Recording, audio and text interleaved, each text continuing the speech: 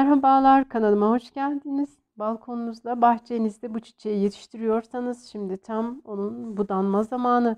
Hemen acele edin ve çiçeğinizi budayın. Budadıklarınızdan da yeni fideler yaparak çiçeğinizi sürekli yenileyin, gençleştirin. Fide sayısını artırın, çoğaltın. Bu çiçeği tanıdınız değil mi? Kasımpatı çiçeği. Kimi zaman aşkın, kimi zaman hüznün simgesi olmuş olan ve benim de bahçede vazgeçilmezim kasımpatı çiçeklerim. Kasımpatı çiçeklerimin çok farklı ve güzel çeşitleri vardı bahçemde. Ne zaman ki onları budayıp fide yapmadım, o sene birçoğunu kaybettim. O yüzden de şimdi üşenmeden her sene düzenli budayıp düzenli fide yapmaya çalışıyorum. Fidelerimden birisine bir şey olursa diğeri yaşamış oluyor, soyunu devam ettirmiş oluyor. Bakar mısınız? Bunlar benim geçmişte budadığım ve böyle harika görüntüler, kareler elde ettiğim kasımpatı çiçeklerim. Çok güzeller. Görüntüsü tam bir görsel şölen. Şöyle her rengi vardı bende. Şu anda beyazı çoğunlukta. Bugün kasımpatı çiçeklerimin ilkbahar budamasını yapacağım. Uyanış budaması bu. Bunu mutlaka yapmalıyız. Böylece daha sağlıklı fideler elde ederiz. Şöyle göstereyim size. Bakın nasıl güzel kökten uyanmışlar. Hem kökünden uyanır hem de kökten yeni filizler verir. Bunlar kuruyan dalları. Ben bu dallarını kışa girerken çiçeklenmiş olan dalları kesmiyorum. Böyle bırakıyorum. Bakın şöyle çiçekliğimi göstereyim. Burada çoğunlukla kasımpatı var. Her renk, her çeşit çiçek var. Şöyle bakar mısınız? Bu kuru dallarından bile bu sene köklenmiş. O yüzden şöyle kuru dalın köklendiği yerin üzerinden şuradan keseceğim.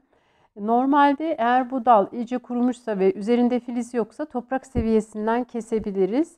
Ama ben bu sene buraya çok sayıda yaprak dökmüştüm, ağaç yaprakları. Onlar güzel bir malçlama yapmış, çiçeğin kökünü çok ısıtmış ve kuru dallarından bile filiz vermesini sağlamış. Bu gerçekten mükemmel bir şey.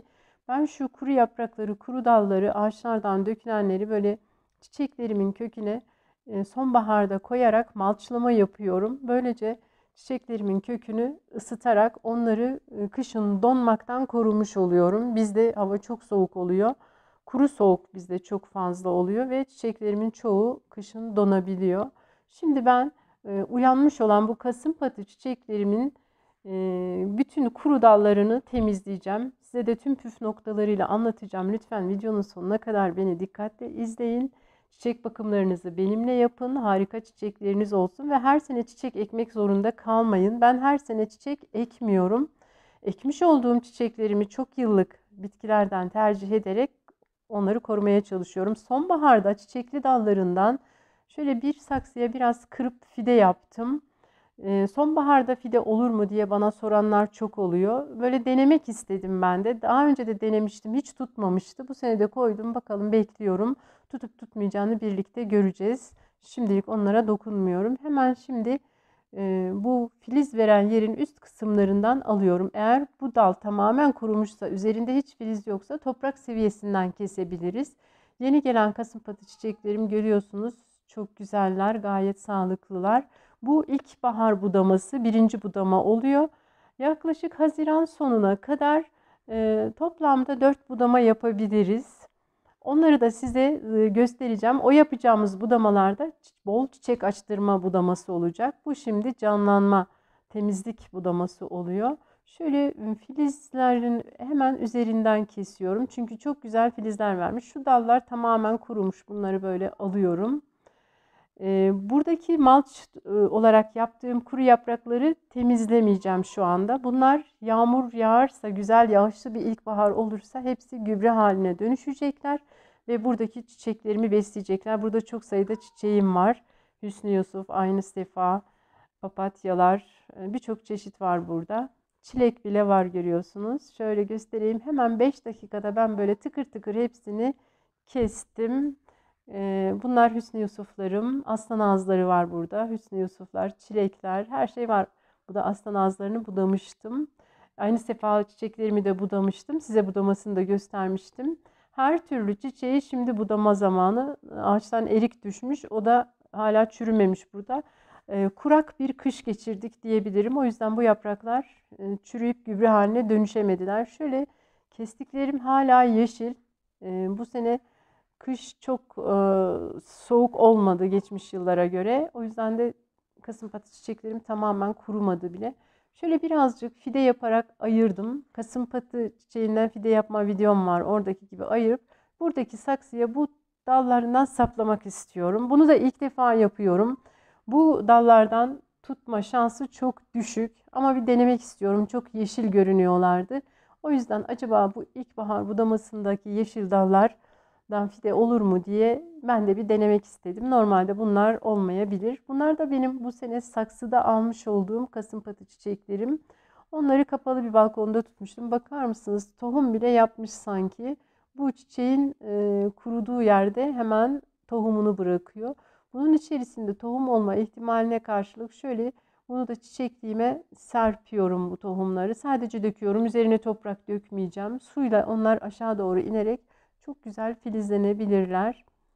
Eğer içerisinde tohum varsa çok iyi göremiyorum çünkü. Hepsini değerlendirmek için yani bir şans veriyorum. Belki bir çiçek çıkar buradan da diye düşünüyorum. Kasımpatı çiçeğini ben çok seviyorum. Çünkü sonbaharın hüznü çöktüğünde böyle rengarenk açarak insanın gönlüne huzur veren harika bir çiçek kasımpatı çiçeği. Kasım ayında birçok çiçek kuruyarak uykuya geçiyor. Ama kasımpatı çiçeği işte tam da Kasım ayı, Ekim ayı sonu Kasım ayı gibi açıp yaklaşık 2,5-3 ay kadar da çiçekli kalan harika bir çiçek. Benimkilerin üzerinde hala birkaç tane çiçeği vardı. Şöyle bütün açıp kuruyan çiçeklerini içerisinde tohum olma ihtimaline karşılık çiçekliğime attım. Bakın buradan yeni bir küçük filiz vermiş. Hemen bunu da toprak seviyesinin üzerinde yaklaşık 5 santim üzerinden keseceğim bu saksıdakini. Çünkü bunun daha çok filizler vermesini bekliyorum. Sonra bu saksıdakileri bol sulama yapacağım. Kasımpatı çiçeği suyu çok sever. Özellikle fide yaptığımız zaman fideleri 1 hafta 10 gün sanki vazoda duruyormuş gibi bol sulamamız gerekiyor. Bu da iri çiçekli olan kasımpatı çiçeğim. Bunun da yapraklarının altında tohum olma ihtimalini düşünerek bunları da çiçekliğime serpiyorum. Bir tane bile çıksa bana yeter. Bir tane çıksa ben onu çoğaltabilirim. Kasımpatı çiçeği güneşi sever. Kuzey cephesi hariç 3 cephede çok rahatlıkla yetiştirebilirsiniz. Kasımpatı çiçeğini hibrit tohumdan da üretiliyor. Alırken mutlaka sorun. Hibrit tohumsa sezonluk olmuştur. Hem tohum yapmaz hem de fide yapsanız bile tutmaz. Buradaki kasımpatı çiçeklerimden henüz filizler gelmemiş. Onlardan filiz gelince onları budayacağım. Buradan filiz geldiği için bu çiçekliğimi budadım. Bol çiçekleriniz olsun. Bir sonraki videoda görüşmek üzere.